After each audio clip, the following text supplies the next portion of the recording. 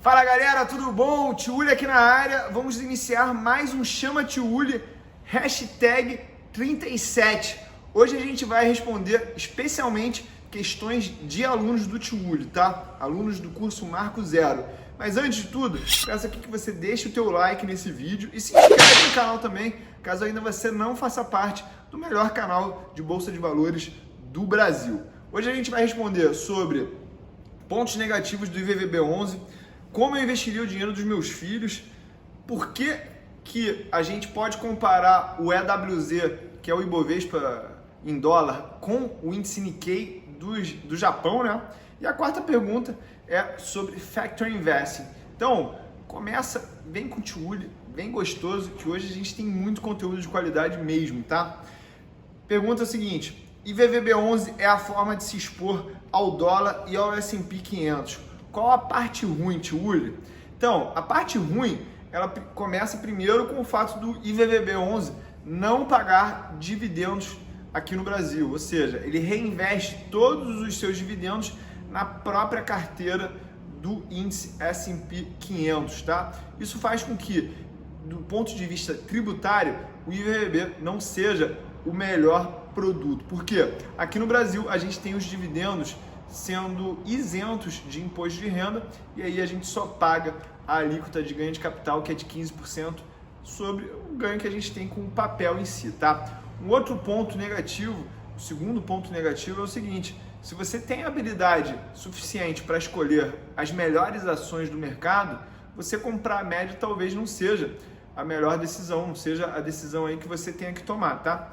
E o terceiro ponto, eu acho que é aqui que está a pegadinha para as pessoas que estão há pouco tempo no mercado, é o seguinte: o dólar nem sempre terá uma tendência de apreciação, uma tendência de alta. Eu, por exemplo, nos primeiros anos aí da minha carreira como investidor, eu vi um dólar saindo de R$4 lá em 2002, outubro de 2002, até chegar em 1,55 lá no meio de 2010, ou seja, durante quase 10 anos a gente teve uma tendência de queda no dólar em relação ao real. Então isso pode acontecer de novo, o dólar não vai subir para sempre, então você tem que saber disso. Outra coisa, a Bolsa Americana, ela também não sobe para sempre. Da estouro da bolha.com em 2000 até basicamente 2010, a Bolsa Americana ela apresentou um retorno próximo a 0%. Ou seja, você não pode achar que a tendência de preço dos últimos anos de um ativo é a garantia de que ele vai subir para sempre, tá? O mercado é feito de altos e baixos. Segunda questão é o seguinte: Tiuli, como que você investiria o dinheiro dos seus futuros herdeiros? Muito boa essa pergunta, porque atrás dessa pergunta tem o seguinte: Tiuli, o que você acredita realmente no longo prazo? Como formar uma carteira diversificada no longo prazo para realmente ter retornos da média para cima, é claro, né? E eu acredito que essa resposta ela passa por, primeiro, entender o que é uma diversificação bem feita. Eu acredito que é se expor a diferentes classes de ativos, se expor a diferentes geografias, diferentes moedas e principalmente fazer isso por um baixo custo, tá? Então eu acredito que para alguém que seja brasileiro, que esteja operando aqui do mercado nacional, a melhor carteira seria ter 20% em Tesouro Selic, 40% em fundos imobiliários, respeitando algumas características aí de não ter monoinquilino e também não pagar altas taxas de administração nesses fundos imobiliários. Por que eu botaria 40%? Porque é uma classe que a gente consegue diversificar. Os dividendos dos fundos imobiliários, eles são isentos também de imposto de renda, então tem essa vantagem de eu ter uma renda mensal que não é tributada. E eu tenho aí também a estatística de que entre 1970 e 2010, os REITs americanos, eles apresentaram um maior retorno do que a média das ações, isso com uma menor volatilidade. Eu já fiz um estudo aqui no Brasil, onde eu comparei o IFIX com o Ibovespa de 2010 até o passado recente e também se apresentou da mesma maneira. Os fundos imobiliários, o IFIX, ele apresentou uma rentabilidade melhor, com um desvio padrão muito menor, né? Ou seja, uma relação de risco, um retorno muito melhor para os fundos imobiliários do que as ações em média. Lembrando, os meus filhos não vão saber administrar o dinheiro que nem eu sei desde cedo, tá?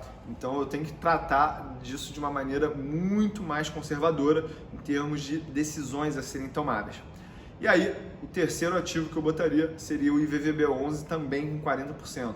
Então a carteira ficaria 40% em IVVB11, 40% em fundos imobiliários, dividir isso em pelo menos 8 fundos imobiliários e 20% em Tesouro Selic para servir aí de gerenciamento de risco para essa carteira, uma vez que a gente pode ter uma queda muito agressiva nos fundos imobiliários, a gente pode ter uma queda muito agressiva no IVVB11, mas a probabilidade disso acontecer com o Tesouro Selic é, na minha opinião, menor do que todos esses outros dois ativos, beleza? Terceira pergunta, Tiuli, o EWZ, para quem não sabe o que é o EWZ, é o ETF que representa o Ibovespa lá na Bolsa Americana. O EWZ está no mesmo nível do ano 2000, isso em dólar, né? Ibov virou o Nikkei. Cara, tomara que tenha virado, tá? Vou te falar a verdade, tomara que tenha virado. Primeiro porque senão a gente estaria aí que nem o Japão, e a gente não está que nem o Japão. Eu acredito que não vai ser para sempre assim. A gente verá novas máximas em breve no Ibovespa, porque a gente ainda tem uma economia que tem muito para evoluir. A gente ainda tem um país que tem muito para crescer em termos de evolução em tecnologia, produtividade das pessoas. Pensa só, no Brasil as pessoas ainda nem são educadas, para ser sincero. As pessoas não sabem falar inglês, não sabem usar o Excel de uma maneira minimamente fluente, tá? Então a gente ainda tem muito para evoluir aqui e o mercado acionário ele acaba captando essas evoluções na produtividade. Mas o importante que eu vou dizer aqui sobre esse caso do Nikkei é o seguinte: eu fiz um estudo aqui no meu canal do YouTube mostrando quem comprasse a bolsa japonesa desde 82 até hoje teria ganho dinheiro sim, porque a bolsa ela ficou num patamar muito alto lá no Japão, Nikkei, no final da década de 80, 89 ali.